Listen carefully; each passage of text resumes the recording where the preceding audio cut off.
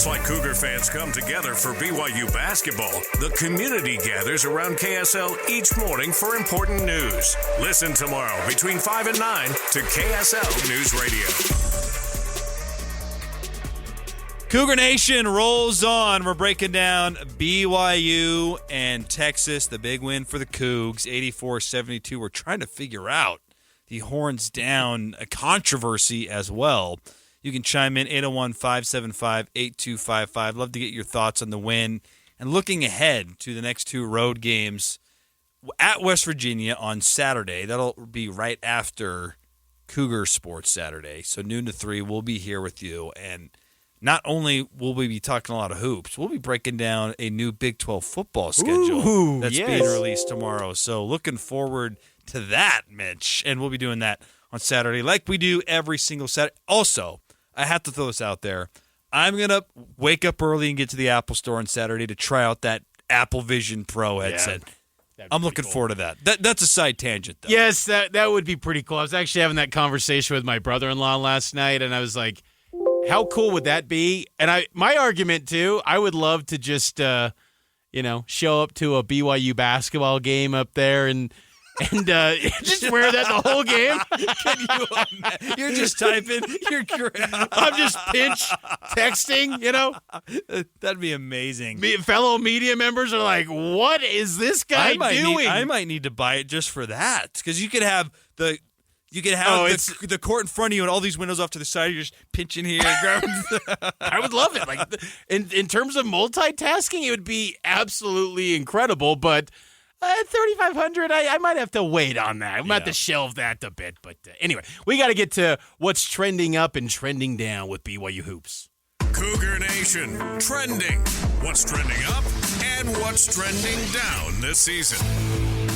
We do this every single week on Cougar Nation. Some things are on the up and up. Other things are slipping a bit. Let's start on a positive note, and I'll start things off, Mitch. I thought a big turning point earlier in the week for me was Dallin Hall putting pressure on the rim, and he did that against Houston. He had a great transition throwdown against the Cougars earlier in the week, and there were other games, especially in losses, where I just felt like when he would drive in, the Baylor game comes to mind, where he would drive, even Texas Tech, you're driving in and there's not an emphasis to actually score. You're just driving in to kick it out. They recognize that. It turns into a turnover. The other way, it turns into a three, back-breaking threes. And you're like, Dallin, you have to go to the rim with the intent to score. And I thought he did a great job against Houston and in the win against Texas of getting downhill, putting pressure on the rim, drew a couple and ones, finished those as well. So I like Dallin Hall. I think he's trending up. Even though he wasn't a double-digit scorer, his play in Big 12 has been better statistically than it was in non-conference play. He's trending up, and I like that he's attacking the basket. Started slow in Big 12 play, but I feel like he's playing pretty well right now. I mean, plus 16 and plus minus a team high in the win over Texas on Saturday, 84-72. For me, trending up, just BYU's ability to reinvent itself. This is now becoming where there's so much intel, there's so much data on these teams. The scouting reports are going to be so detailed on how to attack BYU. It's pretty clear on what you got to do. So what's BYU's next gear? What's their next move? And credit to BYU's coaching staff, Cody Fieger offensively, Kahil Fennell on the defensive side, of their ability to adjust and adapt and to still kind of have new looks that can keep these teams on their heels. I think coming up on Saturday against West Virginia, you got to do that again. I mean, I would like to get to a point, Matt, where you see, and Mark Pope has talked about it a ton since October at Big 12 Media Day in Kansas City. He wants Ali Khalifa and Foose on the floor at the same time.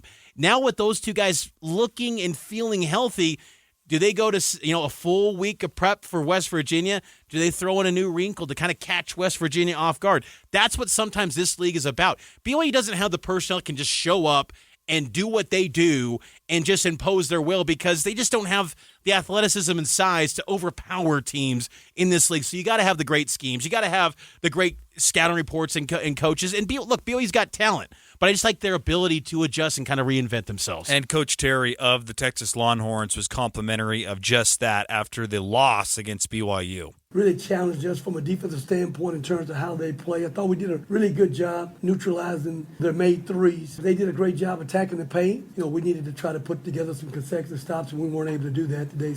No, they weren't able to do that because of what you just said, Mitch. BYU's ability to just find different ways. And what I love, too, is they still got out in transition. Even though they were focused on the paint, it didn't feel like they slowed the game down. It was still up-tempo. There was just a bigger emphasis down low. And how impressive, too, was it? 64% shooting from the field. I mean, you do that in any game, BYU's going to win. I don't care if it's Kansas, Houston. You should put that percentage up. BYU will win in any game in this league. And the fact that BYU's been so competitive and down to the wire against pretty much everyone in this conference, when you have a good shooting night like BYU did on Saturday, it bodes well for the Cougars. Trending down for me is BYU's backup point guard situation.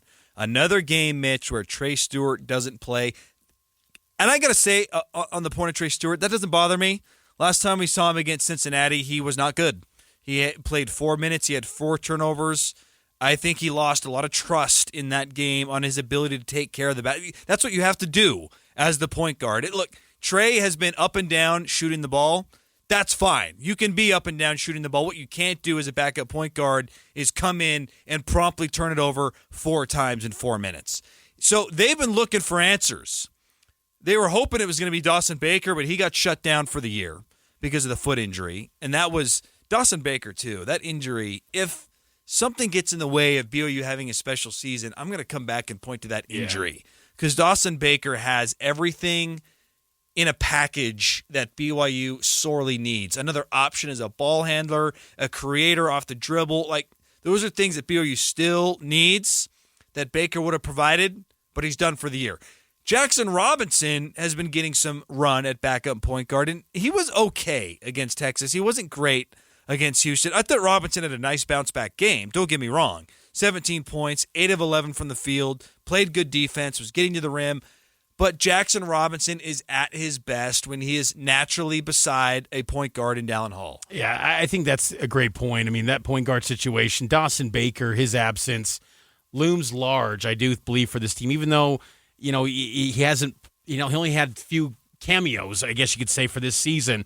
He's a heck of a player, but he's still got, potentially 2 more years remaining in his college career if he gets that NCAA medical waiver after this season. For me, I'm going to go just slightly, and it's not a personal attack or anything, but he's just coming back from the injury. Trevin Knell is kind of a new role coming off the bench after that foot injury that caused him to miss the Iowa State game. It hasn't been as on fire from 3 as he was prior to the foot injury. Didn't take a 3 against Texas, and he didn't. And it's just, again, it might be a case of just kind of filling out your new role. There's clearly a different dynamic when you're coming off the bench than being in the starting 5.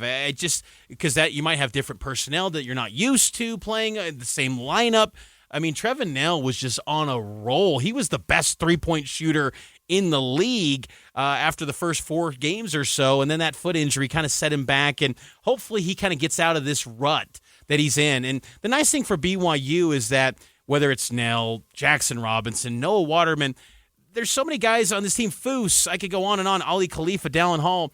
All these guys on any given night could be the number 1 guy, but you do wonder if you do get to a game when it's close and you're on the road and you got to find a way to break through and get that critical road win in this league, like who's going to be that guy that just, kind of puts it on the deck and goes and gets a bucket? Is it Jackson Robinson? I don't know yet. I just feel like that's something that I still don't quite know with this team, because I feel like you've got to get to at least 8 wins in this conference to guarantee and feel comfortable that you're going to be in the NCAA tournament. I feel like the answer to that right now for me is Foose. I feel like Foose, one aspect of his game that he has really improved on this year, Mitch, is kicking it out when a double comes, or even if there's just a wide open shooter. His pass, I believe it was Foose who kicked it back out to Trevin when he missed the 3 that would have given the lead against Houston earlier in the week, and then that ended up not going as close as it looked because of free throws at the end. I just think he's such a problem physically down low, And if he's going to show that IQ to make the right play, then I might be okay just jumping it down to him. And if he gets a good look, it's a high percentage shot. If not, he'll make the right play and kick it out. Let's take more of your phone calls, 801-575-8255. You can weigh in on Horns Down. You can weigh in on the rest of this schedule. First month of Big 12 play is in the books for BYU as they turn the page to February. We'll get an early look on West Virginia coming up next here on Cougar Nation. It's powered by KSL Sports.